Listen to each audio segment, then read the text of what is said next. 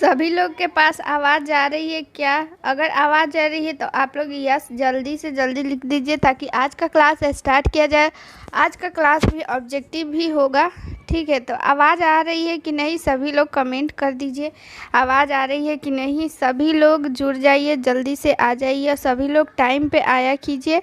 Class start हो रहा है ताकि शुरू से आप लोग, नहीं तो बाद में अगर आप लोग सोचिएगा कि बाद में देख लेंगे तो ये ऐसे जो है नहीं होता है। तो चलिए आवाज़ आ रही है तो आज का क्लास स्टार्ट करते हैं और कॉपी पेन निकाल लीजिए सभी लोग। देखिए कल जो है हम लोग बहुत कम क्वेश्चन कर पाए थे, इसलिए आज हम लोग ज़्यादा से ज़्यादा कोशिश करेंगे कि हम लोग ज़्यादा से ज़्यादा क्वेश्चन करें। तो इसीलिए आप लोग सभी लोग कॉपी और पेन निकाल लीजिए और नंबर लिख लीजिए और उसके आगे आप लोगों का जो भी सही है गलत है वो आप लोग टोटल काउंट करके ज़रूर बताइएगा कि आखिर आप लोगों का कितना सही है। जैसे कि ये कल हम लोग कहाँ तक पढ़े थे, 8 नंबर पढ़ लिए थे। चलिए ठीक है सभी लोग को गुड इवनिंग। अब ये गुड इवनिंग बंद कीजिए और क्लास को स्टार्ट करते हैं। 9 नंबर से आज हम लोग स्टार्ट करेंगे, 9 नंबर से पढ़ लेंगे। इसलिए आप लोग 9 नंबर कॉपी पेन निकाल लिए हैं तो 9 नंबर देकर ऐसे डैश दीजिएगा और कितना ये सही आप लोगों का आंसर है तो सही कर दीजिएगा। 10 नंबर मान लीजिए है तो आपका गलत कर दीजिएगा। तो ऐसे काउंट करके जितना क्वेश्चन पढ़ाया जाएगा ना तो उसको काउंट करके और लास्ट में सभी लोग को बताना है कि कितना आप लोगों का सही हुआ कितना गलत हुआ, ठीक है। आप लोगों का लास्ट में आंसर सबका चेक करेंगे किनका कितना आंसर सही हुआ है। इसीलिए आप लोग सभी लोग काउंट करके ज़रूर बताएंगे और सही से ज़्यादा सही आंसर देने के लिए आप लोग कोशिश करेंगे। चलिए क्लास को हम लोग स्टार्ट करते हैं। देखिए कल जो है हम लोग थोड़ा ज़्यादा ही डिटेल में पढ़ लिए थे तो इसलिए कम क्वेश्चन हो पाया था। आज ज़्यादा से ज़्यादा कोशिश करेंगे कि हम लोग ज़्यादा से ज़्यादा क्वेश्चन को करें, ठीक है। आज कोई दिक्कत नहीं होने वाली है, आज हम लोग कोशिश करेंगे ज़्यादा से ज़्यादा क्वेश्चन करें, ठीक है। जहाँ पे भी आप लोग समझ में नहीं आएगा तो आप लोग जो है कमेंट कर दीजिएगा, कमेंट हम देख रहे हैं, ठीक है। चलिए देखिए क्वेश्चन क्या बोल रहा है। गर्भावस्था के दौरान रक्त की मात्रा में कुल वृद्धि लगभग होती है, यानी कि क्वेश्चन ये बोल रहा है कि पूरे गर्भावस्था के दौरान रक्त में कितनी वृद्धि होती है, ठीक है। रक्त में वृद्धि होती है तो वो कितनी होती है, 100 ml, 2000 की, 150 की, 1500 की या फिर 500 ml। क्या होगा इसमें से राइट आंसर? सभी लोग जो है इसमें आंसर नहीं देंगे, अपने कॉपी में आंसर जो है लिखेंगे और फिर सही और गलत आप लोग बताएंगे कि आप लोग उसमें कॉपी में टिक लगा लीजिएगा कि आप लोग का सही ये आंसर हुआ है कि गलत, ठीक है।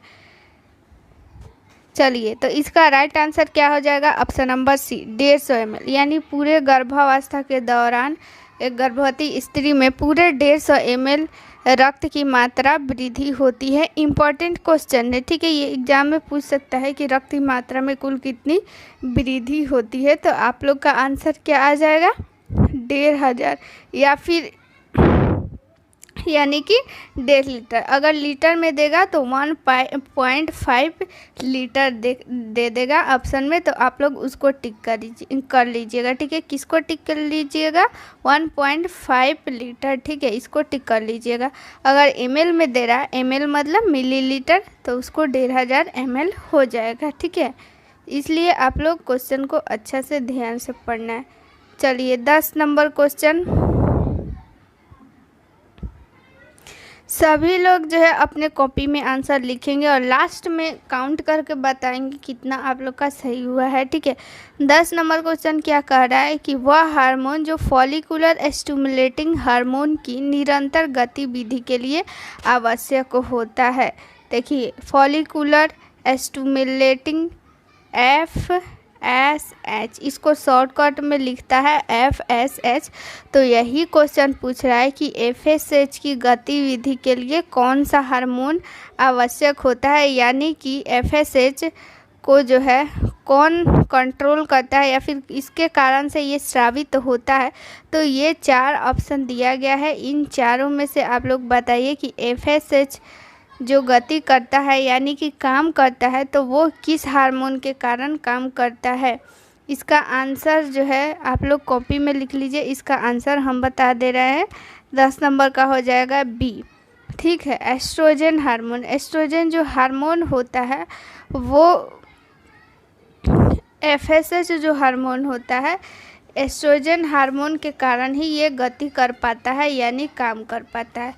तो आखिर हम लोग जानेंगे FSH क्या है। तो आप लोग सभी को पता है, अभी बताएं इसका फुल फॉर्म क्या होता है, फॉलिकुलर स्टिमुलेटिंग हार्मोन। तो इसका फुल फॉर्म भी बहुत इम्पोर्टेंट है, बहुत ज़्यादा इम्पोर्टेंट है, इसलिए आप लोग याद रखिएगा कि फॉलिकुलर स्टिमुलेटिंग हार्मोन का फुल फॉर्म क्या होता है। FSH का फुल फॉर्म क्या होता है, फॉलिकुलर स्टिमुलेटिंग हार्मोन। तो यहाँ पे क्या हो गया, एस्ट्रोजन हो गया। यहाँ पे इसका आंसर क्या हो जाएगा, एस्ट्रोजन। तो जो ये FSH हो जाएगा, वो FSH काम कर रहा है किसके कारण, एस्ट्रोजन हार्मोन के कारण। ठीक है, एस्ट्रोजन हार्मोन कहाँ से स्रावित होता है, एस्ट्रोजन और प्रोजेस्टेरॉन ये ओवरी से स्रावित होता है यानी कि अंडाशय से। ठीक है, कहाँ से स्रावित होता है, अंडाशय से स्रावित होता है। इसको इंग्लिश में ओवरी बोलते हैं, इस चीज़ को आप लोग याद रखेंगे। और एक बात बता दें कि ये FSH कहाँ से स्रावित होता है, FSH जो है ये पीयूष ग्रंथि से स्रावित होता है। ये एग्जाम में क्वेश्चन आया हुआ है कि FSH का स्राव कहाँ से होता है। तो अगर आप लोग को नहीं पता है तो नोट कर सकती है कि FSH का स्राव पीयूष ग्रंथि से होता है। पीयूष ग्रंथि कहाँ होता है, मस्तिष्क में होता है। ठीक है, और इम्पॉर्टेंट क्वेश्चन एक जो हमेशा पूछता है एग्जाम में, किसी ना किसी एग्जाम में, हर एग्जाम में पूछता है कि पीयूष ग्रंथि यानी इसको जो है हम लोग मास्टर ग्लैंड भी बोलते हैं। तो क्वेश्चन ये पूछता है कि मास्टर ग्लैंड किसे बोलते हैं। ठीक है, तो मास्टर ग्लैंड जो है हम लोग पीयूष ग्रंथि को बोलते हैं। ठीक है, पीयूष ग्रंथि का एक और नाम, इसको पीयूष ग्रंथि को इंग्लिश में क्या बोलते हैं, पिट्यूटरी ग्लैंड। ठीक है, पिट्यूटरी ग्लैंड। तो पीयूष ग्रंथि बोलिए या फिर पिट्यूटरी ग्लैंड बोलिए, दोनों बात एक ही है। तो दोनों नाम को याद रखना है क्योंकि एग्जाम में दोनों नाम दे देता है। तो हम लोग यहाँ से क्या जाने, यहाँ पे आप लोग यही जानिए कि FSH को कंट्रोल कौन करता है, एस्ट्रोजन हार्मोन करता है। ठीक है, कौन करता है, एस्ट्रोजन हार्मोन करता है। और FSH का स्राव कहाँ से होता है, पीयूष ग्रंथि। ठीक है, मस्तिष्क में एक ग्रंथि पाई जाती है, पीयूष ग्रंथि। ठीक है, पीयूष ग्रंथि, इसी पीयूष ग्रंथि से ये हार्मोन रिलीज होता है। कौन हार्मोन, FSH। ठीक है, FSH हार्मोन। तो ठीक है, तो अगर हम लोग बात करें कि FSH स्राव होता है तो इसका काम क्या है, आखिर किसी चीज़ का सिक्रेशन हो रहा है, स्राव हो रहा है, वो हार्मोन है, तो उसका कोई ना कोई कारण होगा, उसका कोई ना कोई काम होगा। तो इसका काम ये है ना, देखिए ये FSH जो है ये ज़रूरी नहीं है कि केवल फीमेल में होता है, ये जो है मेल और फीमेल दोनों में पाया जाता है। ठीक है, क्योंकि ये गोनेडियल है, गोनेडियल हार्मोन। गोनेडियल हार्मोन मतलब क्या, जनन अंगों से संबंधित जो भी होता है ना उसको गोनेडियल बोलते हैं। ठीक है, तो ये गोनाड से संबंधित है यानी जनन से संबंधित है। तो जनन का काम तो दोनों में आता है, इसलिए ये मेल और फीमेल में दोनों में पाया जाता है FSH। लेकिन मेल में इसका अलग काम होता है, फीमेल में अलग काम होता है। ठीक है, किसका है, FSH का। किसका, FSH का। तो FSH का अगर हम लोग मेल में बात करें तो इसका काम क्या होता है, तो मेल में ये स्पर्म बनाने में हमारी हेल्प करता है। कौन, FSH। अगर हम लोग फीमेल की बात करें कि फीमेल में क्या काम करता है, तो फीमेल में यानी कि महिला में ये अंड जनन में मदद करता है, यानी कि अंडा बनने में, उसके विकास वृद्धि में। ठीक है, अंडा का वृद्धि और विकास में मदद करता है। कौन मदद करता है, FSH। ठीक है, तो चलिए एक बार और ओवरऑल बता देते हैं FSH के बारे में पूरा अच्छा से आप लोग ध्यान से सुनिए। अगर आप लोग को कुछ भी नोट करना है ना तो क्लास के बाद अच्छा से नोट कर लीजिएगा, क्योंकि अभी नोट कीजिएगा तो फिर जो है क्लास डिस्टर्ब हो जाएगा। क्वेश्चन कम कर पाएंगे, क्योंकि लिखवाएंगे तो धीरे धीरे लिखवाएंगे तो उसमें टाइम पास हो जाता है। इसीलिए आप लोग को अगर कोई भी इम्पोर्टेंट चीज़ है तो आप लोग अभी भी लिख लीजिए या फिर क्लास के बाद भी उसको नोट कर सकती हैं, नहीं तो लिखने में ज़्यादा टाइम वेस्ट हो गया था। कल ऐसे ही हुआ था, बहुत कम क्वेश्चन नहीं पढ़े थे, लेकिन उसके अलावा हम लोग बहुत ऐसा एक्स्ट्रा फैक्ट पढ़े थे। वो 8 क्वेश्चन नहीं था, वो 8 क्वेश्चन के बदले हम लोग 80 क्वेश्चन पढ़े थे, ठीक है। तो आज हम लोग ज़्यादा से ज़्यादा क्वेश्चन को रीड करने की कोशिश करेंगे, उसको समझने की कोशिश करेंगे। तो चलिए एफएसएच के बारे में फिर से हम लोग जानेंगे कि एफएसएच को कंट्रोल कौन करता है। एस्ट्रोजन। जैसे आप लोगों को कौन कंट्रोल करते हैं? आप लोगों के मम्मी पापा, उन्हीं के बस में आप लोग रहते हैं, उन्हीं का आप लोग हर बात मानती है। जो वो लोग बोलते हैं वही आप लोग करते हैं, भले ही करें या नहीं, लेकिन ये बात फैक्ट है ना कि आप लोग उन्हीं का बात मानती हैं। तो वैसे ही जो एफएसएच है ना, वो एस्ट्रोजन का बात मानता है, यानी एस्ट्रोजन के कारण ही इसका लेवल कंट्रोल रहता है। यानी कि एफएसएच किसके कंट्रोल में रहता है? एस्ट्रोजन हार्मोन के कंट्रोल में करता है। भले ही एस्ट्रोजन कहाँ से स्रावित होता है? ओवरी से, यानी कि अंडाशय से स्रावित होता है, लेकिन एफएसएच कहाँ से स्रावित होता है? पीयूष ग्रंथि से स्रावित होता है। कहाँ से स्रावित होता है? पीयूष ग्रंथि से स्रावित होता है। पीयूष ग्रंथि को हम लोग क्या बोलते हैं? मास्टर ग्लैंड भी बोलते हैं। क्या बोलते हैं? मास्टर ग्लैंड भी बोलते हैं, ठीक है। पीयूष ग्रंथि का एक और क्या नाम है? आप लोग जल्दी से कमेंट कीजिए। तो अभी बताया है, पीयूष ग्रंथि का एक और क्या नाम है? जल्दी से कमेंट करके बताइए, आप लोगों को याद है कि नहीं। बहुत सही आंसर है पिट्यूटरी ग्लैंड, ठीक है। सभी लोग का आंसर आ रहा है पिट्यूटरी ग्लैंड। तो चलिए, सभी लोग बोल रहे हैं, तो हमको अभी याद नहीं है, लेकिन आप लोग बोल रही हैं, इसलिए हम मान लेते हैं कि पीयूष ग्रंथि का क्या है? पीयूष ग्रंथि का नाम ही पिट्यूटरी ग्लैंड है, ठीक है। चलिए, तो और क्या बोल रहे थे? हाँ, एफएसएच का काम क्या है? ये मेल में क्या करता है? स्पर्म बनाने का काम करता है, और फीमेल में क्या करता है? ये अंड बनाने में, यानी एग बनाने में मदद करता है। चलिए अगला क्वेश्चन देख लेते हैं। अगला क्वेश्चन हमारा 11 नंबर क्वेश्चन क्या बोल रहा है, इसको जूम कर देते हैं। चलिए, दिख रहा है आप लोग को क्वेश्चन? चलिए 11 नंबर क्वेश्चन, गर्भावस्था के दौरान हार्मोन उत्पादन के पावर हाउस के रूप में कार्य करने वाली संरचना है। यानी कि क्वेश्चन क्या बोल रहा है कि जब कोई लेडी प्रेग्नेंट हो जाती है तो वो किस अवस्था में चली जाती है? गर्भावस्था में चली जाती है, ठीक है। किस अवस्था में चली जाती है? गर्भावस्था में चली जाती है। तो वही पूछ रहा है कि गर्भावस्था के दौरान हार्मोन उत्पादन के पावर हाउस के रूप में कौन कार्य करता है? यानी कि हार्मोन का पावर हाउस किसको बोलेंगे हम लोग? कार्पस ल्यूटियम को बोलेंगे, कि नाल को बोलेंगे, कि गर्भाशय को, कि स्तन को? तो इसमें से क्या राइट आंसर हो जाएगा? सभी लोग राइट आंसर इसका बताएंगे। 11 नंबर का राइट आंसर क्या हो जाएगा?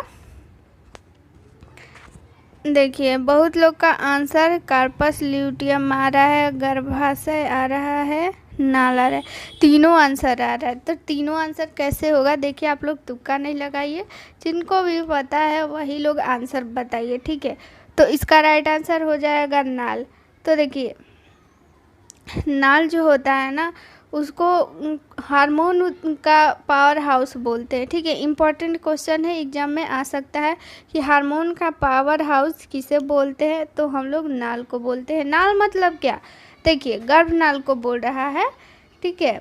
किसको बोल रहा है? गर्भनाल को। देखिए, ये जो है बच्चा है, ये बच्चा हो गया, ठीक है। ये इसका मुंह हो गया, ये इसका पूरा बॉडी हो गया, और इससे इसके नाभि से क्या जुड़ा रहता है? गर्भनाल ही ना जुड़ा रहता है, और इधर यहाँ पे प्लेसेंटा रहता है, ठीक है। क्या रह गया? ये प्लेसेंटा। इसका हाथ पैर भी बना देते हैं। चलिए, हो गया। तो ये जो प्लेसेंटा है, प्लेसेंटा और ये भ्रूण हो गया, ठीक है। क्या हो गया? ये भ्रूण हो गया। तो ये प्लेसेंटा और ये भ्रूण किससे जुड़े रहते हैं? नाल से ही जुड़े रहते हैं, ठीक है। इसको गर्भनाल भी बोलते हैं।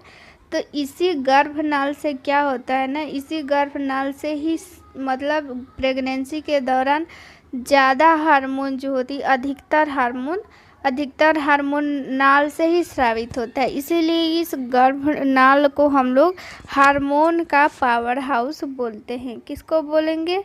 हार्मोन का पावर हाउस बोलेंगे नाल को। ठीक है, ये क्वेश्चन आप लोग को समझ में आ गया। देखिए, सारा जो है ऑप्शन को डिफाइन करेंगे ना तो बहुत टाइम लग जाएगा। जैसे अब आगे कार्पस ल्यूटियम आएगा तो उसके बारे में हम बता देंगे, लेकिन जो भी इसमें ऑप्शन में अगर जो है इम्पोर्टेंट क्वेश्चन है तो उसके बारे में बता देंगे। कल ऐसे ही हुआ था, सारा जो है ऑप्शन डिफाइन कर रहे थे जिसके कारण बहुत कम क्वेश्चन हो पाया था। आज भी बता देंगे ऑप्शन के बारे में जो भी इम्पोर्टेंट रहेगा। हालांकि जो क्वेश्चन यहाँ पे है उसको आप लोग को एकदम डिटेल में बताया जाएगा, उससे रिलेटेड कोई भी आप लोगों को कन्फ्यूजन नहीं रहेगा। लेकिन अगर एक एक करके सारा ऑप्शन अगर डिटेल में बताएंगे ना तो वो कल का हाल हो जाएगा। कल हम लोग केवल 8 ही क्वेश्चन कर पाए थे, तो इसीलिए हम लोग आज का जो क्वेश्चन पढ़ेंगे बहुत डिटेल में पढ़ेंगे और जो भी क्वेश्चन में इम्पोर्टेंट रहेगा उसको बता देंगे।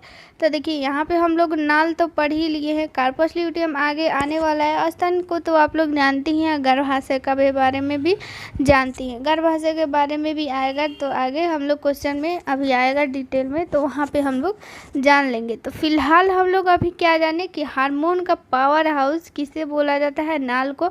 आप लोग ज़रूर से ज़रूर याद रखिएगा कि नाल को हार्मोन का पावर हाउस बोलते हैं। ये क्वेश्चन आप लोग को समझ में आया कि नहीं? जल्दी से कमेंट कीजिए तो, ताकि अगला क्वेश्चन हम लोग 12 नंबर क्वेश्चन पढ़ेंगे।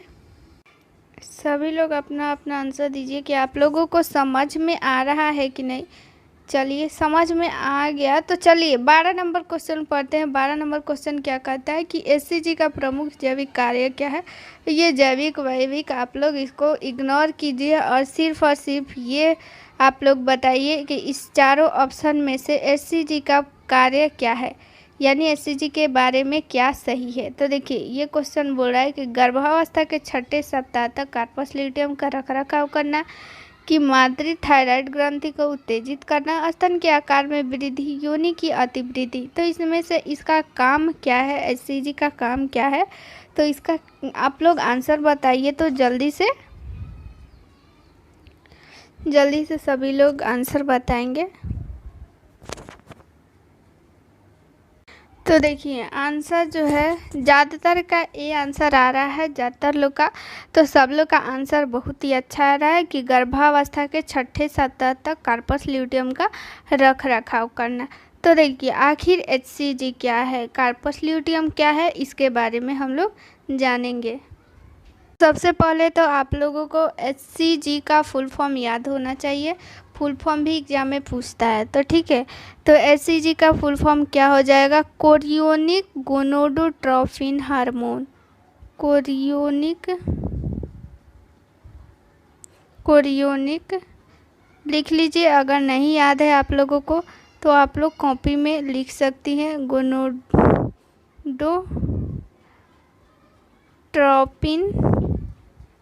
और फिर हार्मोन हो जाएगा। ठीक है, एचसीजी का फुल फॉर्म क्या हो गया?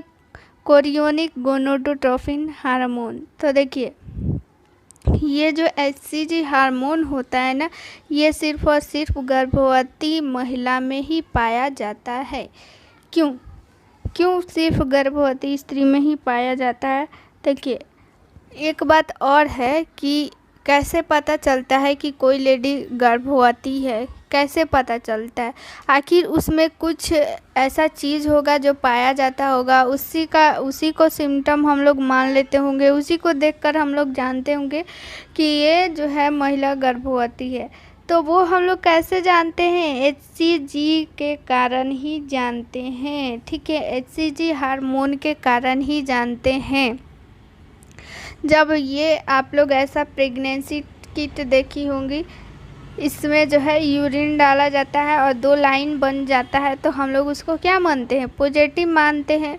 तो ये जो है किस कारण से बनता है? एचसीजी हार्मोन के कारण से ही बनता है, ठीक है। एचसीजी जो होता है, अगर कोई लेडी प्रेग्नेंट होती है तो उस जो प्रेग्नेंट होती है उसके बाद से उसमें क्या नाल बनना स्टार्ट हो जाता है, यानी गर्भनाल बनना स्टार्ट हो जाता है। और जाने थे हम लोग अभी पिछले क्वेश्चन में कि गर्भनाल को हम लोग क्या बोलते हैं? हार्मोन का पावर हाउस, ठीक है। क्या बोलते हैं? हार्मोन का पावर हाउस बोलते हैं। तो नाल से ही एचसीजी हार्मोन का स्रावित होने लगता है। तो नाल से कब एचसीजी हार्मोन स्रावित होगा?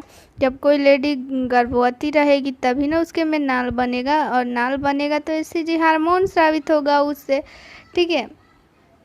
तो यही एचसीजी हार्मोन से हम लोग जानते हैं कि वो लेडी गर्भवती है। एचसीजी हार्मोन जो होता है उसे यूरिन में भी पाया जाता है और ब्लड में भी पाया जाता है उस गर्भवती माँ का, ठीक है। क्योंकि वो नाल में बनना स्टार्ट हो जाता है और उस नाल से क्या एचसीजी हार्मोन स्रावित होने लगता है, जो कि उसके यूरिन में और ब्लड में दोनों में उसकी मात्रा बढ़ जाती है एचसीजी का। तो इसलिए हम लोग जानते हैं कि वो लेडी गर्भवती है एचसीजी के कारण। तो ये जो एचसीजी होता है वो क्या काम करता है? कार्पस ल्यूटियम का रख रखाव करता है। तो आखिर ये कार्पस ल्यूटियम क्या है ये भी तो जानना पड़ेगा, तब हम लोग ना समझेंगे कि आखिर कार्पस ल्यूटियम, नहीं तो ऐसे रटते रह जाएंगे कि एचसीजी का काम है कार्पस ल्यूटियम का रख रखाव 6ठे सप्ताह तक, तो ऐसे रट रट के हम लोग भूल जाएंगे। तो देखिए आप लोग इस फिगर में आप लोग देखिए ध्यान से। चलिए ये रहा,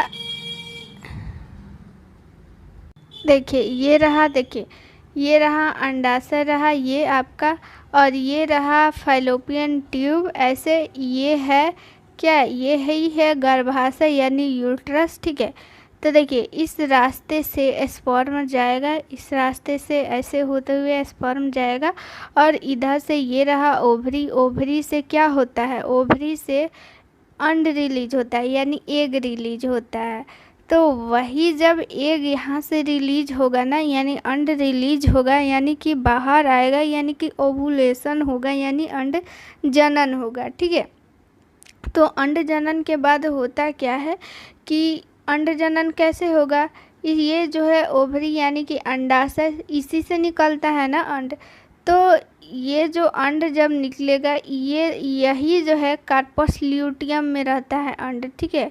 उसी से अंड निकलता है। ये कार्पस ल्यूटियम किस में रहता है? अंडाशय में रहता है, और इसी अंडाशय में क्या रहता है? अंड रहता है। और वो जो अंड जब बाहर टूटकर बाहर निकलता है ना, जब इस अंडाशय से वो बाहर निकलता है, अंड बाहर निकलता है, तो कार्पस ल्यूटियम बच जाता है सिर्फ और सिर्फ, और अंड क्या होता है? बाहर निकल जाता है।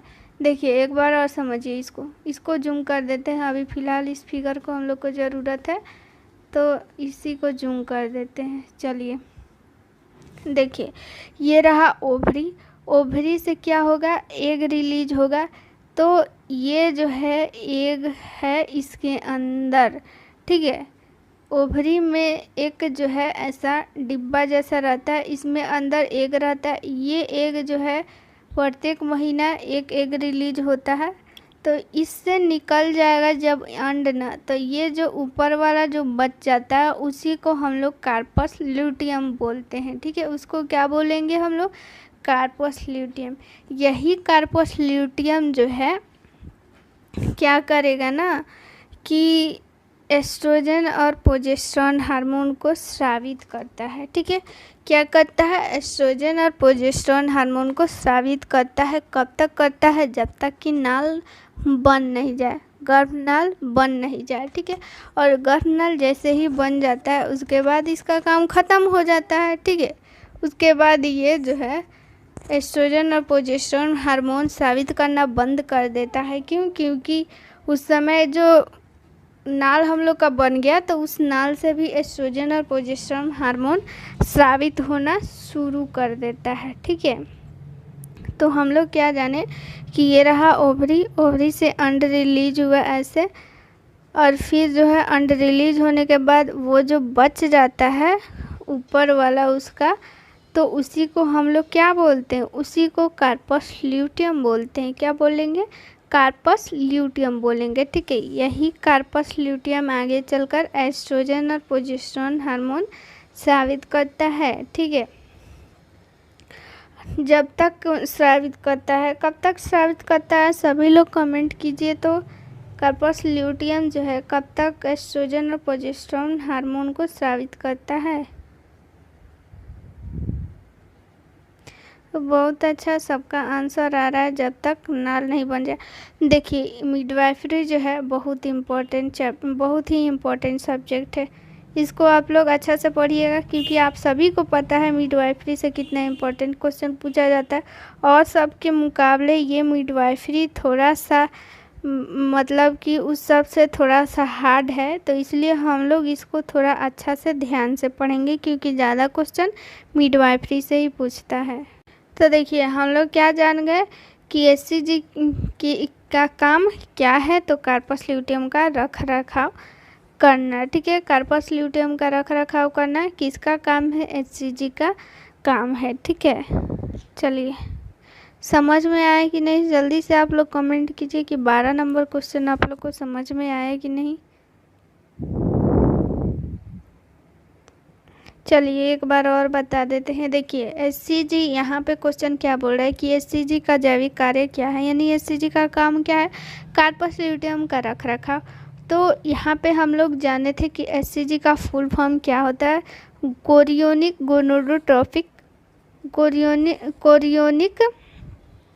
गोनोडोट्रोपिक हार्मोन। ठीक है, इसका फुल फॉर्म हो गया। उसके बाद हम लोग जाने थे कि एचसीजी का काम क्या हो गया, कार्पस ल्यूटियम। कार्पस ल्यूटियम क्या है, जैसे ही ओवरी से एग रिलीज होता है और उसके साथ जो है एग रिलीज के बाद क्या होता है, ओव्यूलेशन के बाद क्या होता है, जो टूट जाता है ओव्यूलेशन के बाद, टूटे हुए जो ग्राफियन कूप होता है उसको हम लोग ग्राफियन कूप बोलते हैं। जब वो टूट जाता है ना, तो उसको हम लोग क्या बोलते हैं, ओव्यूलेशन के बाद जब अंड निकलेगा उसमें से, तो ये क्या हो जाता है, ये रैप्चर हो जाता है, ये टूट जाता है, तो इसको हम लोग बोलते हैं ग्राफियन कूप। यही ग्राफियन कूप को आगे चलकर जब ये टूट जाता है तो उसको हम लोग कार्पस ल्यूटियम बोलते हैं। जब तक कि उसमें अंड है उसको हम लोग क्या बोलते हैं, ग्राफियन कूप। ठीक है, इस ग्राफियन कूप में क्या रहता है, अंड रहता है। यही अंड जब टूट जाता है तो उस ग्राफियन को हम लोग कार्पस ल्यूटियम बोलते हैं। और ये कार्पस ल्यूटियम क्या करता है, कार्पस ल्यूटियम एस्ट्रोजन और प्रोजेस्टेरोन हार्मोन को स्रावित करता है। आप सभी को पता है कि एस्ट्रोजन और प्रोजेस्टेरोन हार्मोन बहुत इम्पॉर्टेंट है। प्रोजेस्टेरोन मतलब प्रेगनेंसी के टाइम तो बहुत ही इम्पॉर्टेंट है, इसका बहुत इम्पॉर्टेंट रोल है। ठीक है, आगे हम बताएंगे। तो फिर से बता दिए, 2-3 बार इस क्वेश्चन को बता दिए, तो अभी भी आप लोग को समझ में आए कि नहीं। चलिए, समझ में आ गया। अब अगला क्वेश्चन देख लेते हैं।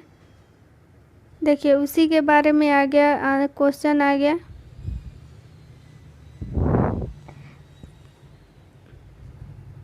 तो आप लोग इसका आंसर ज़रूर बताइएगा, क्योंकि इसका आंसर जो है हम पिछले ही क्वेश्चन में बता दिए हैं। तो इसका आंसर तो सभी का आना चाहिए, सही आंसर होना चाहिए। अगर जिनका भी नहीं आएगा ना, तो आज पिटाई खाएंगे, मार खाएंगे, जिनका भी आंसर गलत आएगा। चलिए, क्वेश्चन क्या बोल रहा है कि ह्यूमन कोरियोनिक गोनोडोट्रोपिन का काम क्या है, यानी एचसीजी का काम क्या है। ठीक है, तो चलिए ऑप्शन पढ़ लेते हैं। गर्भावस्था के 6ठे सप्ताह तक कार्पस ल्यूटियम का रख रखाव करना, यह टेस्टोस्टेरोन का उत्पादन करने के लिए पुरुष भ्रूण की लैंडिंग कोशिकाओं को उत्तेजित करता है। दूध का उत्सर्जन करना कि ए एवं बी। क्या होगा इसका आंसर, सभी लोग बताइए।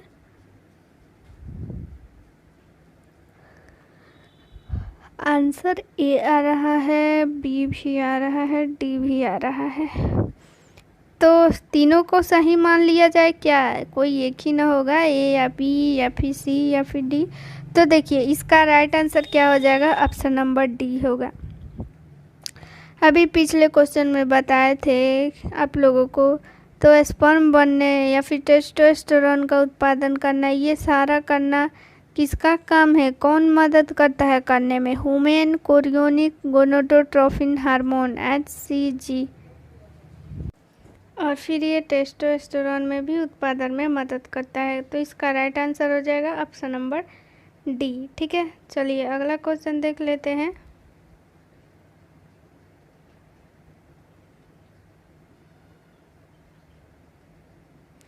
देखिए 14 नंबर क्वेश्चन क्या कहता है कि रक्त में HCG का मान अधिकतम किसके बीच पहुंचता है। ठीक है, गर्भावस्था के 10 से 30 दिन की, 60 से 70, 4 से 6 की 4 से 5 दिन, यानी गर्भावस्था के कितने से कितने बीच में वो सबसे ज़्यादा HCG पाया जाता है। ठीक है, तो HCG सबसे ज़्यादा कब पाया जाएगा, सभी लोग आंसर बताइए। तो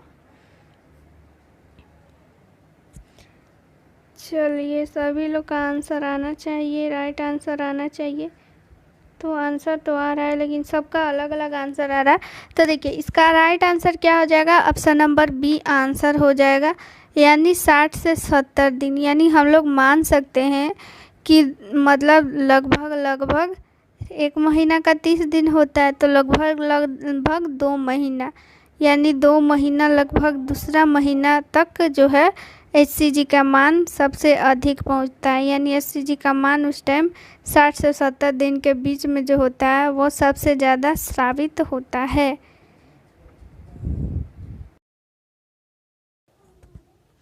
अगला क्वेश्चन देख लेते हैं जल्दी से। तो देखिए अगला क्वेश्चन क्या बोल रहा है, 15 नंबर क्वेश्चन आ गया। देखिए निम्नलिखित में से कौन गर्भावस्था का उच्च रक्तचाप विकार है।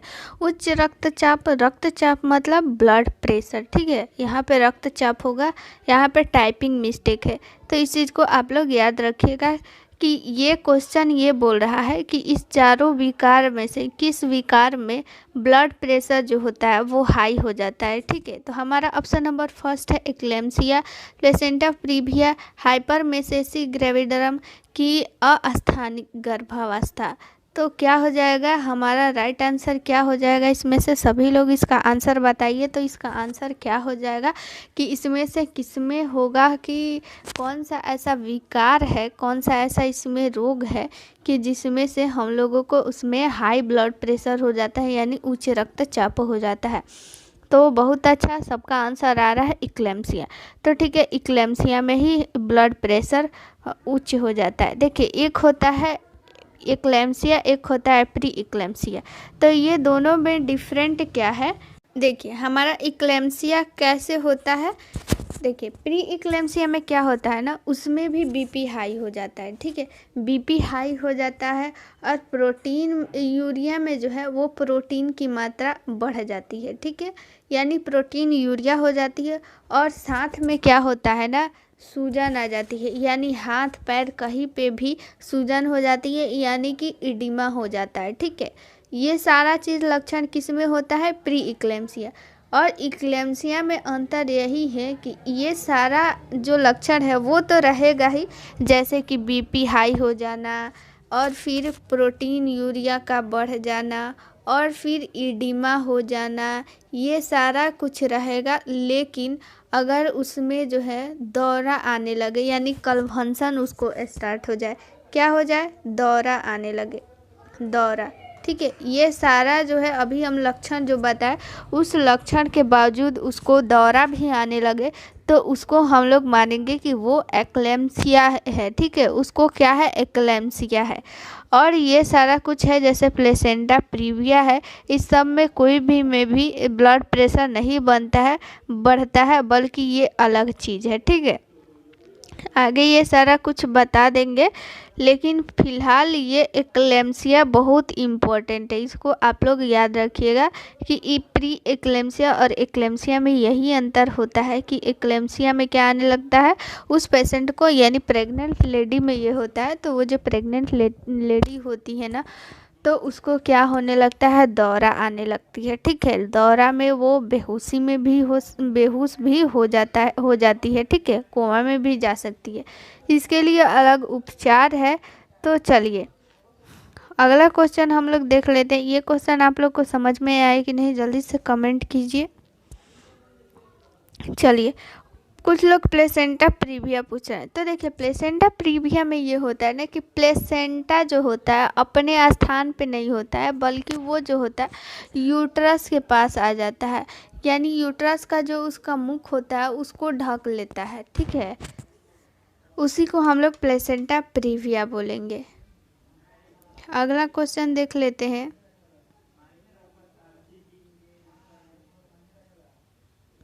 देखिए अगर हम लोग चारों ऑप्शन को पढ़ने लगे डिटेल में ना, तो फिर हम लोग को पता चलेगा जैसे कल ही 8 ही क्वेश्चन पढ़ पाए थे वैसे ही हम लोग 8 ही क्वेश्चन, इसीलिए जल्दी से जल्दी जो क्वेश्चन आ रहा है ना उसी को पूरा डिटेल में हम लोग जानेंगे, ताकि उससे रिलेटेड अगर क्वेश्चन में आए तो हम लोगों का क्वेश्चन नहीं छूटे।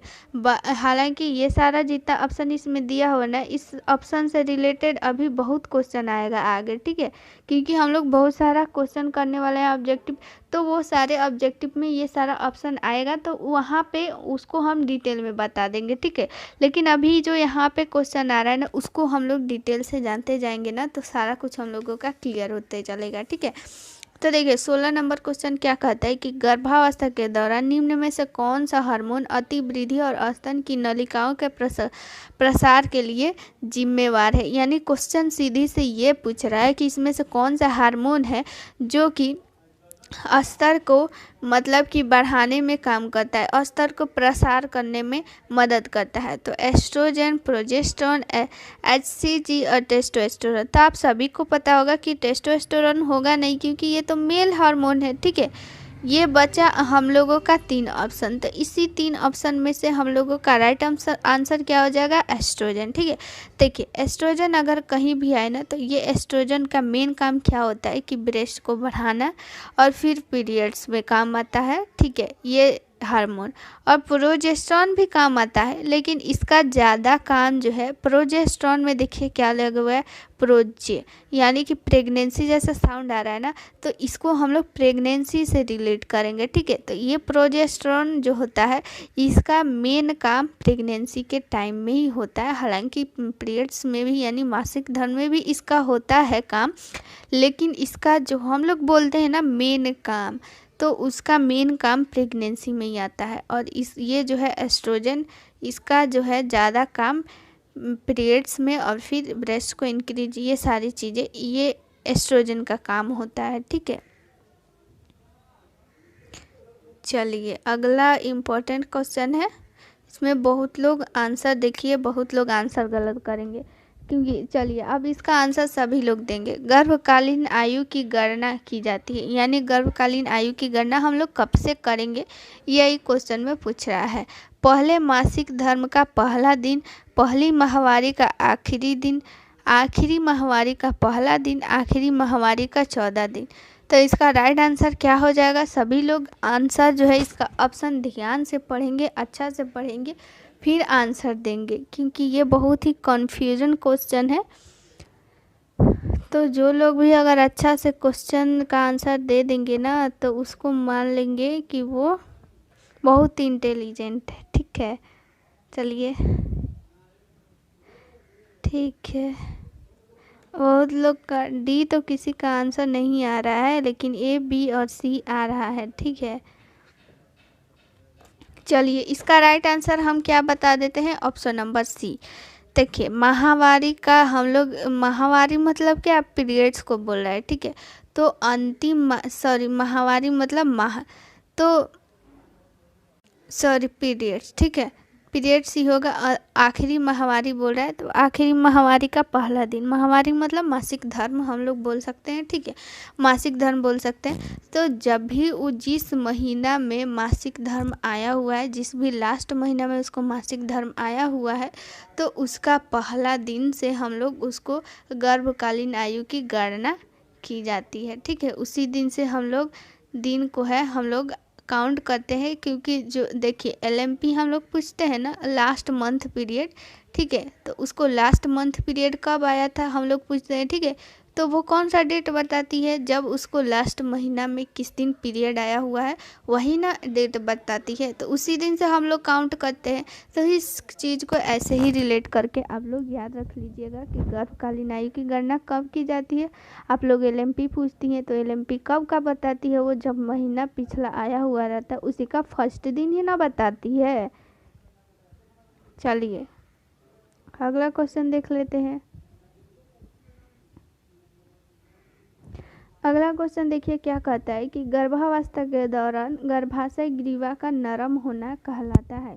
यानी गर्भावस्था के दौरान सभी को पता है कि गर्भाशय ग्रीवा यानी कि सर्विक्स, ठीक है, सर्विक्स क्या हो जाती है, सॉफ्ट हो जाती है, ठीक है, सॉफ्ट हो जाती है।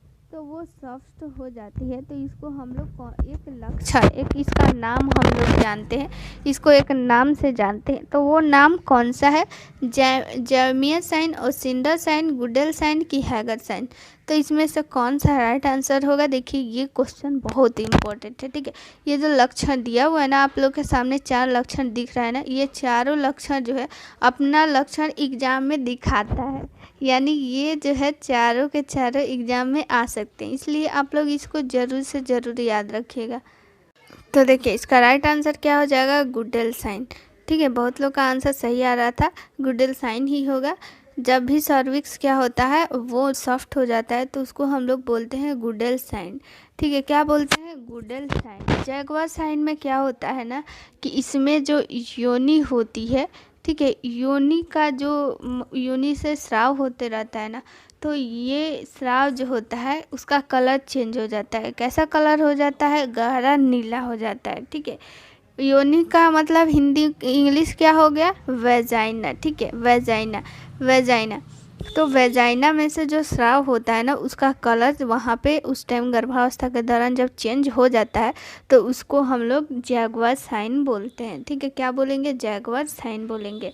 ओसिंडर साइन यहाँ पे दिया हुआ है। ओसिंडर साइन मतलब क्या, ओसिंडर साइन यानी कि ओसिंडर लक्षण है उसको हिंदी में। तो ओसिंडर साइन में क्या होता है ना कि वेजाइना में आप सभी को पता है, आप लोग खुद भी फील की होंगी कि वेजाइना में क्या होता है, स्पंदन होता है। यानी कि आप लोग कभी कभी फील की होंगी वहाँ पे ऐसा धक धक टाइप का, तो वो जो स्पंदन दर हो गया उसको हम लोग स्पंदन दर बोलेंगे। तो वो स्पंदन दर क्या होता है ना, स्पंदन दर में वृद्धि हो जाता है, यानी ये स्पंदन दर वो बढ़ जाता है, तो उसको हम लोग क्या बोलते हैं, ओसिंडर साइन। ये साइन आप लोग अगर किसी को भी नहीं पता हो तो वो ज़रूर से ज़रूर नोट करते जाएंगे, क्योंकि ये क्वेश्चन पूछता है एग्जाम में, ठीक है। कुछ क्वेश्चन पूछ सकता है। गुडेल साइन तो आप लोगों को बता ही दिए हैं, ठीक है, कि गुडेल साइन क्या होता है। यहाँ पे आया हेगर साइन। तो हेगर साइन में क्या होता है ना कि देखिए गर्भाशय का क्या होता है कि आकार, ऊपरी भाग जो होता है वो बड़ा हो जाता है और निचली भाग छोटा रहता है, क्योंकि जब उस टाइम भ्रूण बड़ा होते जाता है ना तो वो भ्रूण क्या ऊपरी हिस्सा में रहता है, सभी को पता है कि ऊपरी हिस्सा में रहता है। तो ऊपरी हिस्सा में रहता है तो वो जब जैसे जैसे बढ़ता है ना तो ऊपरी हिस्सा पहले यहाँ पे यूट्रस का बढ़ता है, तो आधा ऊपरी हिस्सा जो होता है वो बड़ा हो जाता है और आधा निचला हिस्सा जो होता है वो ऊपरी की तुलना में क्या होता है, उसकी तुलना में थोड़ा सा छोटा रहता है। तो इसी को हम लोग हैगर साइन बोलते हैं, ठीक है। चलिए ये समझ में आया कि नहीं, जल्दी से कमेंट कीजिए ताकि अगला क्वेश्चन हम लोग करेंगे। सभी लोग बताइए आप लोग को समझ में आया कि नहीं। देखिए बहुत लोग आ रहा है, फिर से बता दीजिए, ठीक है, फिर से बता दे रहे हैं। अगर किन्हीं लोग को अगर लिख रही होंगी तो अगर छूट गया होगा तो उसको फिर से मैच कर लीजिएगा। देखिए यहाँ पे आ रहा है गर्भाशय ग्रीवा का नरम होना। तो गर्भाशय ग्रीवा मतलब सर्विक्स, यूट्रस सर्विक्स, इसका सॉफ्ट हो जाना क्या कहलाता है, गुडेल साइन हमारा हो गया। जैगुआर साइन क्या हो गया, जैगुआर साइन में होता ये है ना कि जो भी वेजाइना होता है, वेजाइना का जो स्लेस वेजाइना से क्या कुछ पदार्थ निकलते रहता है ना तो उसको हम लोग स्लेस में बोलते हैं, ठीक है। तो वो स्लेस में का क्या होता है, कलर चेंज हो जाता है। वो कलर कैसा हो जाता है, गहरा नीला हो जाता है, ठीक है। तो इसी को हम लोग जैगमियर साइन बोलते हैं, जैगमियर साइन, ठीक है। क्या बोलते हैं, जैगमियर साइन, या फिर कहीं कहीं इसी को जैगुआर साइन भी बोलता है।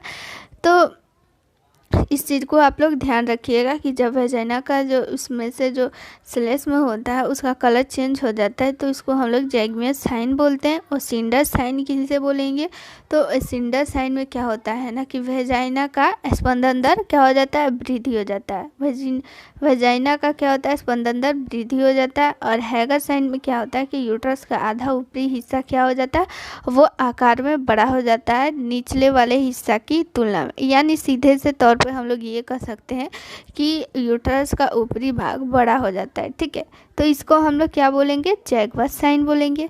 तो चलिए आप लोगों को अब समझ में आ गया होगा। अब अगला क्वेश्चन देख लेते हैं। अगला क्वेश्चन क्या कहता है कि निम्नलिखित में से कौन गर्भ नहीं है संकेत, यानी कि कौन सा ऐसा जो है इसमें से संकेत है जिससे हम लोग मानेंगे कि वो लेडी गर्भावस्था में नहीं है। यानी कि सीधी से यहाँ पे आप लोग ये समझिए कि गर्भावस्था के दौरान इसमें कौन सा ऐसा लक्षण है कि जो कि नहीं होता है। ठीक है, चलिए तो चैडविक साइन है, बुर्जिंस्की साइन है, हैगर साइंस है, गुडेल साइंस है। तो इसमें से क्या हो जाएगा राइट आंसर। देखिए ये क्वेश्चन आप लोग को समझ में आया ना। देखिए क्वेश्चन ये बोल रहा है ना कि इसमें से कौन सा ऐसा चारों में से ऑप्शन है जो कि गर्भावस्था का लक्षण नहीं है, यानी गर्भावस्था में ये नहीं होता है। ठीक है, तो ये चैडविक भी होगा, चैडविक होता है। ठीक है, और हैगर तो अभी पिछले बताए हैं, गुडेल साइन भी बताए हैं। तो आप लोगों को इस दोनों में से ही कन्फ्यूजन होगा। इस दोनों में से ही आप लोग कोई एक आंसर बताइए कि क्या होगा, चैडविक होगा या फिर बुर्जिंस्की होगा। ठीक है, तो इसका राइट आंसर क्या हो जाएगा, ऑप्शन नंबर बी, वुडजिंस्की। वुडजिंस्की का लक्षण जो है वो गर्भावस्था में नहीं होता है। वुडजिंस्की में होता ये ना है कि ये एक प्रकार का टेस्ट है, वुडजिंस्की टेस्ट। तो इससे क्या होता है ना कि यूरिन में ग्लूकोज का मात्रा ज्ञात किया जाता है। ठीक है, क्या मात्रा ज्ञात किया जाता है, यूरिन में ग्लूकोज की मात्रा ज्ञात किया जाता है वुडजिंस्की में। ठीक है, ये गर्भावस्था का एक लक्षण नहीं है, बाकी ये तीनों लक्षण जो है गर्भावस्था में होता है वुडजिंस्की को छोड़कर, क्योंकि वुडजिंस्की टेस्ट से क्या ज्ञात किया जाता है, यूरिन में ग्लूकोज की मात्रा ज्ञात की जाती है। ठीक है, चलिए अगला क्वेश्चन देख लेते हैं। सभी का आप लोग आंसर जो है ज़रूर से ज़रूर दीजिएगा कमेंट में। सभी का कमेंट हम देख रहे हैं, किनका सही और किनका गलत आ रहा है। लास्ट में आप लोग ज़रूर से ज़रूर काउंट करके बताइएगा किनका कितना सही हुआ है। चलिए हमारा अगला क्वेश्चन क्या कहता है, निम्नलिखित में से कौन सा गर्भावस्था का परीक्षण नहीं है, यानी कि कौन सा ऐसा जो परीक्षण है वो गर्भावस्था में नहीं किया जाता है। ठीक है, तो चलिए ऑप्शन नंबर फर्स्ट है हमारा ELISA test, radio immuno test, एक बी नंबर है बेनेडिक्ट और डी है फ्लोरो इम्यूनो एसे। तो अभी हम जो लोग भी आप लोग थ्योरी का क्लास की होंगी तो उन लोगों को पढ़ाया गया है कि गर्भावस्था में कौन कौन सा टेस्ट किया जाता है। ठीक है, तो उसमें उन लोग को बताया गया था एलिजा टेस्ट, ये तो एड्स के लिए किया जाता है, तो इम्पॉर्टेंट है क्योंकि जो भी गर्भावस्था वाली आती है, जो भी प्रेग्नेंट लेडी होती है, उनको एड्स का जांच जो है ज़रूर से ज़रूर करना चाहिए। साथ में रेडियो इम्यूनो फ्लोरेसेंस, ये सारा कुछ क्या हो गया है, क्या है, ये गर्भावस्था में ये एक टेस्ट किया जाता है, लेकिन बेनेडिक्ट जो होता है वो नहीं किया जाता है। ठीक है, इस चीज़ को आप लोग याद रखिएगा। ये क्वेश्चन पूछता है कि गर्भावस्था में कौन सा जांच किया जाता है, तो एलिजा, रेडियो इम्यूनो फ्लोरेसेंस और भी बहुत सारा होता है, जैसे कि अल्ट्रासोनोग्राफी हो गया, DAT आप लोगों को बताए थे, डाट बताए थे। ठीक है, डायरेक्ट एगुलेशन टेस्ट, इसका फुल फॉर्म होता है DAT का, डायरेक्ट एगुलेनेशन टेस्ट। और फिर AIT भी बताए थे। ठीक है, AIT agglutination inhibition test, agglutination inhibition test, ये सारा कुछ आप लोगों को बता दिए थे कि ये सारा जो है टेस्ट किस में किया जाता है, गर्भावस्था में ये सारा कुछ टेस्ट किया जाता है। ठीक है, अगला क्वेश्चन देख लेते हैं। ये भी बहुत इम्पोर्टेंट क्वेश्चन है। देखिए, निम्नलिखित में से कौन गर्भावस्था के दूसरे तिमाही का लक्षण नहीं है? तो क्विकनिंग यहाँ पे दिया हुआ है, फंडल की ऊंचाई और सुनिश्चित उपास्थि, मोंटगोमरी डबरकल, और फिर है भ्रूण के दिल की आवाज़ का पता लगाना।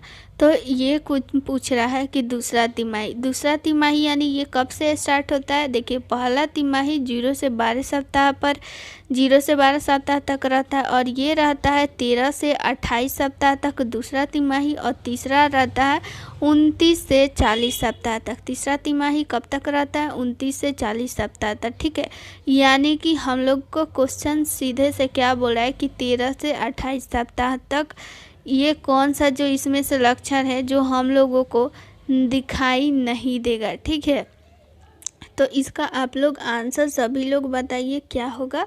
आप सभी को पता है कि क्विकनिंग जो है वो दूसरे तिमाही में ही पता चलता है, दूसरे तिमाही से स्टार्ट हो जाता है। तो इसका राइट आंसर क्या हो जाएगा? Option number B. देखिए, फंडल की ऊंचाई और सुनिश्चित उपास्थि। फंडल की ऊंचाई जो है वो दूसरे तिमाही तक तो सुनिश्चित नहीं हो पाएगा, क्योंकि उस टाइम तक भी अभी बढ़ेगा। ठीक है, दूसरे तिमाही तीसरे तिमाही तक फंडल ऊंचाई मतलब आप लोग यहाँ पे लोकल लैंग्वेज में ये जान सकती हैं कि पेट की ऊंचाई जो होती है ना, वो तो दूसरे तिमाही में अभी तो बढ़ेगा ही ना, तो वो सुनिश्चित कैसे है? सुनिश्चित नहीं है। ठीक है, तो ये गलत हो जाएगा। और जो है भ्रूण के दिल की आवाज़ तो सुनाई ही देता है और ये सारा कुछ उपस्थित रहता है। देखिए, क्विकनिंग क्या होता है ना, क्विकनिंग इम्पोर्टेंट है इसलिए यहाँ पे बता दे रहा है कि क्विकनिंग में क्या होता है कि भ्रूण की जो गतिविधि होती है ना वो तेज़ हो जाती है, उसको हम लोग क्विकनिंग बोलेंगे। यानी कि भ्रूण की जो मूवमेंट होती है वो तेज़ हो जाती है, भ्रूण की मूवमेंट जो होता है पता चलने लगता है, इसी को हम लोग क्विकनिंग बोलते हैं।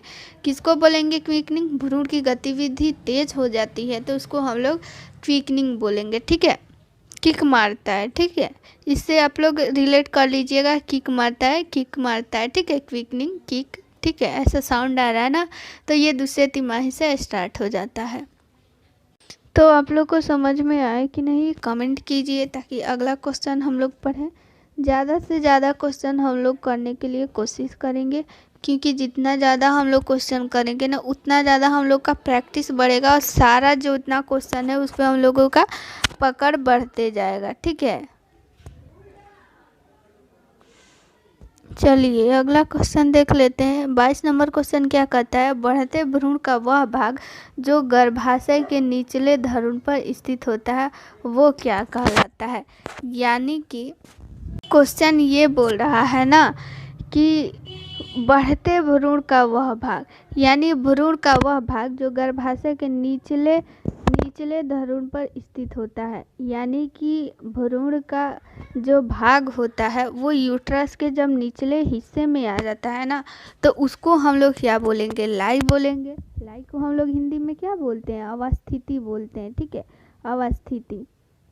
और यहाँ पे दिया हुआ है भ्रूण की प्रस्तुति, भ्रूण का एंटीट्यूड, भ्रूण की स्थिति, तो उसको हम लोग क्या बोलेंगे? इसका राइट आंसर सभी लोग दीजिए कि इसका राइट आंसर क्या हो जाएगा कि जब यूट्रस में जो भ्रूण होता है, भ्रूण का हिस्सा क्या हो जाएगा? यूट्रस के निचले भाग में आ जाता है, तो उसको हम लोग क्या बोलते हैं? ठीक है, प्रस्तुति को हम लोग इस इंग्लिश में क्या बोलते हैं? प्रेजेंटेशन भी बोलते हैं। ठीक है, क्या बोलते हैं? प्रेजेंटेशन। तो इसका राइट आंसर जो है बहुत लोग का ए आ रहा था, तो ए राइट आंसर नहीं होगा, राइट आंसर हो जाएगा बी नंबर। ठीक है, बी राइट आंसर होगा। क्योंकि हम लोग प्रस्तुति किसको बोलेंगे? प्रेजेंटेशन किसके बोलेंगे? देखिए, ये है हमारा, मान लीजिए ये हो जाएगा यूट्रस हो गया। इस यूट्रस के निचले भाग में भ्रूण का जो भी हिस्सा रहेगा जब आ जाता है ना, भ्रूण का निचला यूट्रस के निचले भाग में भ्रूण आ जाता है ना, तो उसको हम लोग बोलते हैं प्रेजेंटेशन, यानी भ्रूण की प्रेजेंटेशन। अब भ्रूण का कोई भी अंग हो सकता है, वो फिर वर्टेक्स हो यानी कि सिर हो, या फिर आईब्रो हो, फेस हो, या फिर अगर बच्चा उल्टा हो तो उसका पैर हो सकता है, शोल्डर हो सकता है, कुछ भी हो सकता है। तो वो चाहे कोई भी अंग हो, वो उस भाग से है, यानी प्रस्तुति मतलब भ्रूण के उस भाग से है, भ्रूण के यानी फीटस के उस भाग से है जो यूट्रस के निचले भाग में स्थित है। यानी अगर आप लोगों से मान लीजिए कोई क्वेश्चन पूछे कि क्या प्रेजेंटेशन है, फीटस का क्या प्रेजेंटेशन है, तो अगर बच्चा सीधा है तो अगर सीधा है तो भ्रूण का कौन कौन सा प्रेजेंटेशन आप लोग को पता चलेगा, फेस पता चलेगा या फिर आईब्रो, वर्टेक्स यानी सिर, यही सब ना पता चलेगा। तो वो सब जितना इसका हिस्सा हो गया ना वो भ्रूण का प्रेजेंटेशन हो जाएगा, ठीक है, भ्रूण की प्रस्तुति हो जाएगा, ठीक है।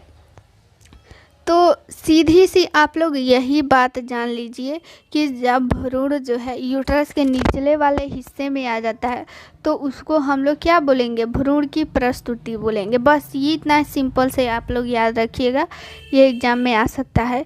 जब भ्रूण जो है यूट्रस के निचले भाग में आ जाता है तो उसको भ्रूण की प्रस्तुति बोलते हैं, ठीक है। ये लाई, एंटीट्यूड, स्थिति, ये सारा जो है अगला क्वेश्चन में आने वाला है तो उसको वहाँ पे हम लोग डिटेल से जानेंगे, ठीक है। देखिए यहाँ पे फिर से अगला क्वेश्चन आ गया, भ्रूण के विभिन्न भागों का आपस में संबंध कहलाता है, ठीक है। भ्रूण के विभिन्न भागों का आपस में संबंध क्या कहलाता है?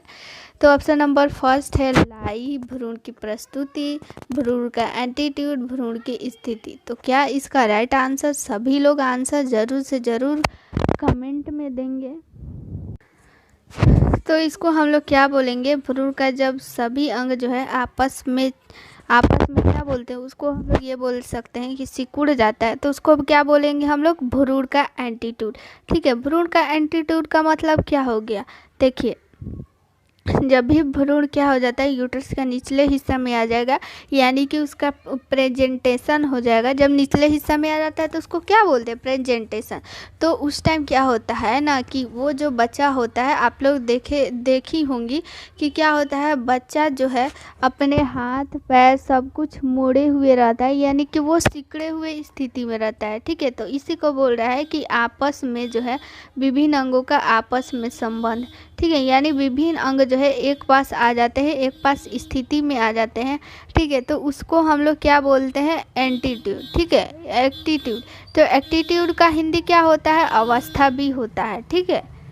तो हम लोग ये बोल सकते हैं कि जब उसका मान लीजिए प्रेजेंटेशन हो गया यूट्रस के निचले हिस्सा में, तो एटीट्यूड का हम लोग अभी हिंदी क्या जाने हैं, सभी लोग कमेंट कीजिए। तो इसका हिंदी अवस्था, ठीक है, ठीक है, अवस्था। तो वो जो है भ्रूण किस अवस्था में है, उसके आपस में अंग जो है कैसे हुए हैं, सिकड़े हुए हैं कि सिकड़े हुए नहीं है, वो किस स्थिति में है, ठीक है, किस स्थिति में है, तो उसी को हम लोग बोलेंगे भ्रूण का एटीट्यूड, ठीक है। वो निचले हिस्से में आ गया, उसके बाद से निचले हिस्से में आ गया तो उसको हम लोग प्रेजेंटेशन बोलेंगे यानी कि प्रस्तुति बोलेंगे, ठीक है। तो प्रस्तुति के बाद वो तो नीचे आ गया तो उसको हम लोग प्रस्तुति बोल दिए। लेकिन नीचे आने के बाद वो जो होता है, आप लोग किसी बेबी को देखी होंगी कि वो आपस में एकदम से सिकड़ा हुआ रहता है, वो आपस में सिकड़ा हुआ नहीं भी हो सकता है। तो वो किस अवस्था में है, सिकड़ा हुआ है कि सिकड़ा हुआ नहीं है, तो उसी का जो विभिन्न अंग होता है वो सिकड़ा हुआ है या नहीं है, ठीक है। तो इसी संबंध को हम लोग भ्रूण का एटीट्यूड बोलेंगे, ठीक है। आप लोग को ये समझ में आए कि नहीं, जल्दी से कमेंट कीजिए। तो चलिए, ये आप लोग को समझ में आया कि नहीं, देखिए एक बार और बता देते हैं कि एटीट्यूड का मतलब क्या हुआ। देखिए भ्रूण का क्या हो गया, यूट्रस के निचले हिस्से में प्रेजेंटेशन हो गया यानी कि उसकी प्रस्तुति हो गया, ठीक है। प्रस्तुति होने के बाद वो किस अवस्था में है, ठीक है, उसके अंग आपस में सिकड़े हुए हैं कि नहीं, ठीक है। वो सिकड़ा हुआ हो भी सकता है, नहीं हो सकता है। इसी संबंध को हम लोग एटीट्यूड बोलेंगे, ठीक है। इसी संबंध को हम लोग क्या बोलेंगे, एटीट्यूड, यानी कि भ्रूण का अंग जो है आपस में सिकड़ा हुआ है कि नहीं है, इसी संबंध को हम लोग क्या बोलेंगे, एटीट्यूड बोलेंगे, ठीक है। अब इतना समझ में आ गया। चलिए अगला क्वेश्चन देख लेते हैं, 24 नंबर। देखिए फिर उसका आ गया, इसलिए हम जो है ऑप्शन में वहाँ पे जो दिया हुआ था ना, इसलिए उसके बारे में नहीं बता रहे थे, क्योंकि वहाँ पे भी बताते फिर यहाँ पे भी बताते। अगर वहाँ बता देते फिर यहाँ पे आप लोग आंसर नहीं कर, यहाँ आंसर देने में आप लोग को मज़ा नहीं आता, क्योंकि उसका आंसर तो आप लोग को पता रहता है। तो ये जो है आप लोगों को जब पता नहीं रहेगा ना, तो उसका आंसर देने में भी आपको अच्छा लगेगा, और ये भी पता चल पाएगा कि आप लोगों का क्वेश्चन आंसर कितना सही है कितना गलत है। ठीक है, इसीलिए जो क्वेश्चन आ रहा है ना उसी के बारे में बता रहे हैं। ऐसे आप लोगों का नंबर ऑफ क्वेश्चन भी बढ़ जाएगा, और फिर आप लोग का एक प्रकार का टेस्ट भी हो जाएगा। इसमें बहुत सारा फ़ायदा है आप लोग का। चलिए 24 नंबर क्वेश्चन देख लेते हैं। मानव भ्रूण का सबसे सामान्य लाई है। देखिए यहाँ पे लाई आ गया, तो अब हम लोग लाई के बारे में जानेंगे। लाई मतलब इसका पिछले बार में अभी हम बताए थे कि अवस्थिति। ठीक है, इसका हिंदी क्या हो गया, अवस्थिति। तो वो लाई मतलब क्या हो गया, अवस्थिति, यानी कि किस अवस्थिति में है, किस स्थिति में है। ठीक है, वो तिरछा है कि सीधा है कि किस स्थिति में है। ठीक है, देखिए यहाँ पे आप लोग देखिए, इस फिगर में आप लोग देखिए, फिर आप लोगों को पता चल जाएगा। देखिए ये सारा जो है आप लोगों को लाई का टाइप है। देखिए ये बच्चा जो है, हम लोग क्या बोलेंगे, जब आप लोग रिपोर्ट देखती होंगी, अगर आप लोग लेबर वार्ड में काम की होंगी तो रिपोर्ट आप लोग देखती होंगी, उसमें का तो लिखता होगा ब्रीज प्रेजेंटेशन, यानी ब्रीज प्रेजेंटेशन यानी कि बच्चा उल्टा है। ठीक है, इसका मतलब ये है। तो लाई का यही सब टाइप है ना, कि ब्रिज है कि वर्टेक्स है, ये सारा लॉन्गिट्यूडनल लाई है। लॉन्गिट्यूडनल मतलब वो सीधा। ठीक है, लॉन्गिट्यूडनल कैसा होता है, सीधा होता है। वो बच्चा तो सीधा है, मतलब ऐसे ही, ऐसे ये वाला सीधा, ये नहीं, वो वाला सिर वाला उल्टा सीधा नहीं बोल रहा है। ठीक है, तो वो बच्चा जो है आड़ा, आप लोग बोलती हैं आड़ा, ठीक है, उस स्थिति में रहेगा। ठीक है, तो ये यहाँ पे आप लोग टाइप देख लीजिए। ट्रांसवर्स कैसे है, ट्रांसवर्स ऐसे पूरा ऐसे इस टाइप का ट्रांसवर्स रहेगा। ऑब्लिक, ऑब्लिक कैसे आप लोग देती हैं, ऐसे देती हैं, तो ये बच्चा भ्रूण भी ऐसे ही रहेगा। ठीक है, ब्रिज में ये देखिए बच्चा उल्टा रहता है। वर्टेक्स में क्या रहता है, ऐसा रहता है, उसका सीट दिखता है। और ये एक वर्टेक्स दो टाइप का होता है, वो पूरा सीधा, और एक थोड़ा सा तिरछा रहता है। ठीक है, या लेकिन वर्टेक्स ही रहता है। तो वो सारा जो है वो लाई का आप लोग टाइप देख लें, तो आप लोगों को लाई समझ में आ गया। लाई मतलब क्या हो गया, लाई का देखिए यहाँ पे सबसे आप लोग इसका मतलब अवस्थिति, यानी भ्रूण किस अवस्थिति में है, यानी कि तिरछा है, सीधा है, कि मतलब कैसा है, क्षैतिज है, अनुदैर्ध्य है। लॉन्गिट्यूडनल मतलब उसका हिंदी होता है अनुदैर्ध्य। तो वही मतलब लाई मतलब यही हो गया कि बच्चा यानी भ्रूण कैसा है, तिरछा है, आड़ा है, कैसा है। ठीक है, तो यही बोल रहा है कि सबसे सामान्य लाई इसमें से कौन सा है, लॉन्गिट्यूडनल, आड़ा, तिरछा और स्थिर। तो इसका राइट आंसर क्या हो जाएगा, बहुत लोग का सही आंसर आ रहा था लॉन्गिट्यूडनल, यानी कि लॉन्गिट्यूडनल मतलब अनुदैर्ध्य। अनुदैर्ध्य में जैसे कि ये वाला आप लोगों को जो ऐसे सीधा टाइप का दिख रहा था, ये था लॉन्गिट्यूडनल। इसमें जो है लॉन्गिट्यूडनल की अगर बात करें ना, तो मतलब कि 99.5% लॉन्गिट्यूडनल ही केस आते हैं।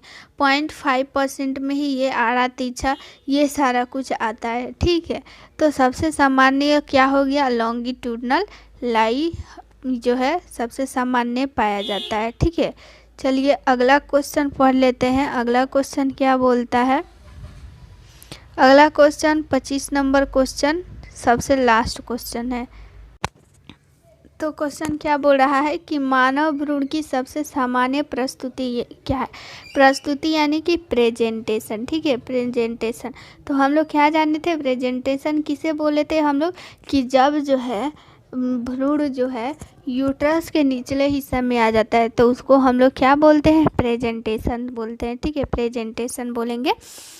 तो ये प्रेजेंटेशन में सबसे सामान्य प्रेजेंटेशन क्या है। देखिए अभी जो पिछला क्वेश्चन बताए थे ना, उस पिछला क्वेश्चन को इस क्वेश्चन से आप लोग रिलेट कीजिए। ठीक है, कि वो जो हम लोग लाई पढ़े थे, उस लाई में कौन सा केस ज़्यादा मिला था हम लोगों को, हम लोगों के क्या, लॉन्गिट्यूडनल यानी कि सीधा।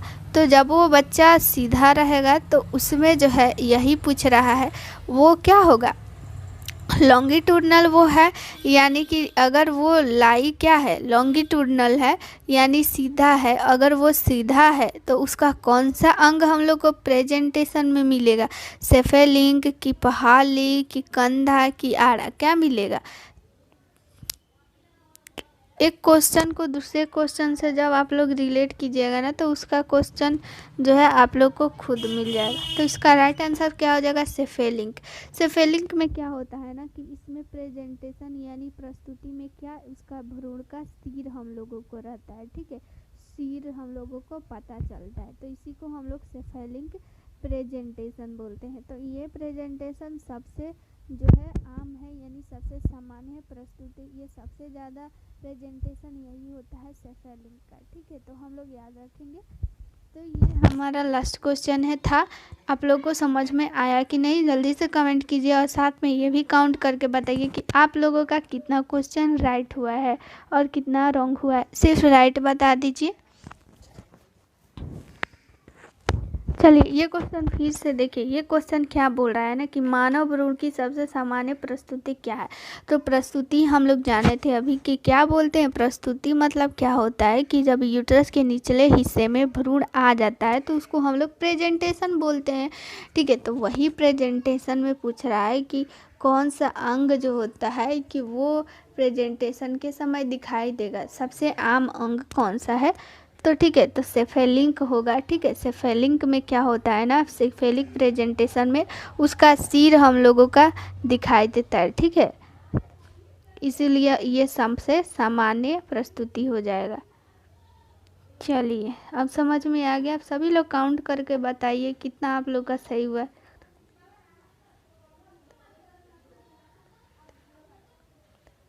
ठीक है, सभी लोग काउंट करके बताइए। आंसर आ रहा है 15, 13, 10, 14, 13, 12, 11। बहुत लोग का बहुत अच्छा सही है। जिनका भी पूरा अभी हम लोग टोटल 17 क्वेश्चन पढ़े थे ना, तो उसमें जिनका 15 जो भी लिख रही हैं 13, इन लोगों का 14। तो ये जो है बहुत अच्छा रैंक है, बहुत अच्छी है, अच्छा है, गुड जॉब। ऐसे ही आप लोग ध्यान लगा के पढ़िए और जो भी क्वेश्चन पढ़ाई हो रहा है ना उसको रिवीजन करते जाइए, ठीक है। बहुत लोगों का 6, 7, 5 आ रहा है ना, तो जो भी लोगों का 6, 7, 5 ये आ रहा है ना, तो आप लोग थोड़ा ध्यान दे के पढ़िए। तो चलिए आज का क्लास यहीं पे समाप्त करते हैं और मिलते हैं आप लोग को नेक्स्ट वीडियो में।